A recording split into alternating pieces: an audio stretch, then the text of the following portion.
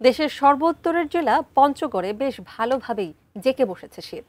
10 থেকে 12 ডিগ্রি সেলসিয়াসের ঘরে ওঠানামা করে তাপমাত্রা। হাসপাতালগুলোতে বাড়ছে শীতজনিত নানা রোগে আক্রান্তদের ভিড়। বিস্তারিত জানাতে এখন পঞ্চগড় আধুনিক সদর হাসপাতাল থেকে সরাসরি যুক্ত হচ্ছেন প্রতিনিধি সিদ্ধার্থ কর্মকার। সিদ্ধার্থ, পঞ্চগড়ে আজকের তাপমাত্রা কত? আজকে ঠান্ডা কেমন দেখছেন? আর এই যে হাসপাতালের রোগীর চাপ সামলাতে পর্যাপ্ত ব্যবস্থা কি রয়েছে হাসপাতালগুলোতে? তানিয়া, আজ সকালে তেঁতুলিয়া আবহাওয়া পর্যবেক্ষণাগার থেকে যেমন জানানো হয়েছে যে সকাল 9টায় কিন্তু 10.5 ডিগ্রি সেলসিয়াস তাপমাত্রা দেখানো হয়েছে এবং গত 3 দিনে যদি তাপমাত্রা রেকর্ড বলি সেক্ষেত্রে কিন্তু 12 ডিগ্রি সেলসিয়াস, 11.1 ডিগ্রি সেলসিয়াস এবং 10.5 ডিগ্রি সেলসিয়াস, অর্থাৎ 12 থেকে 11 ডিগ্রি সেলসিয়াসের ঘরে কিন্তু এই তাপমাত্রা ওঠানামা করছে তাপমাত্রা পারো।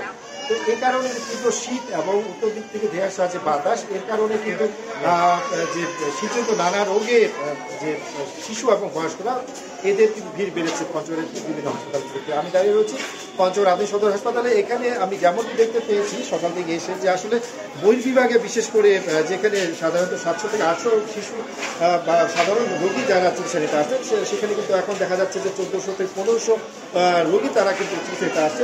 বিভিন্ন রকম শীতজনিত নানা রোগের উপসর্গ নিয়ে তারা কিন্তু লক্ষণ নিয়ে তারা কিন্তু এই হাসপাতালগুলিতে আসছেন। বিশেষ করে নিউমোনিয়া, জ্বর, ডায়রিয়া থেকে শুরু করে বিভিন্ন শ্বাসকষ্ট এরকম লক্ষণ নিয়ে তারা কিন্তু আসছেন। এবং বর্তমানে যে শিশু ওয়ার্ড সেখানে কিন্তু 14টি বেড সংখ্যা, তার বিপরীতে কিন্তু এখন প্রতিদিন দেখা যাচ্ছে যে 60 থেকে 70 জন, 50 জন, 60-70 জন এমন শিশু আসছেন তারা চিকিৎসা। এর কারণে কিন্তু বেড সংখ্যা মানে অভাবের কারণে কিন্তু দেখা যাচ্ছে যে মেঝেতে তাদেরকে চিকিৎসা নিতে হচ্ছে, বারান্দায়ও চিকিৎসা নিতে হচ্ছে। এই কারণে শীতে তাদের কিন্তু যে ভোগান্তি সেটি পোহাতে হচ্ছে বলে জানিয়েছেন। আর যারা কত রয়েছেন তারা কিন্তু জানাচ্ছেন যাতে তাদের কিন্তু হিমশিম খেতে হচ্ছে সেবা দিতে, এবং এসব মধ্যেও তারা কিন্তু তাদের কাঙ্ক্ষিত সেবা তারা দিতে চেষ্টা করছেন। কথা বলবো এখানে একজন, একটু জানাবেন আপনারা কিরকম ভিড় এবং কিরকম সেবা দিচ্ছেন, কিরকম পরামর্শ দিচ্ছেন? ধন্যবাদ। আমাদের বর্তমান পেশেন্ট সংখ্যা, যেহেতু শীতকালীন সময়ে পেশেন্ট সংখ্যা অনেক বেড়ে গেছে ছোট বাচ্চাদের, আমাদের শিশু ওয়ার্ডে বর্তমানে অনুমোদিত বেড যদিও 14টা, কিন্তু আমাদের পেশেন্ট সংখ্যা অনেক বেশি। দেখা যাচ্ছে আমরা 8টা বেড এক্সটেন্ড করার পর আমাদের বর্তমান বেড সংখ্যা আমরা 22টা করার পরেও আমাদের ফ্লোরে পেশেন্ট থাকতেছে। গড়ে সাধারণত দেখা যাচ্ছে যে কোনোদিন 40-50টার মতো পেশেন্ট ভর্তি হচ্ছে।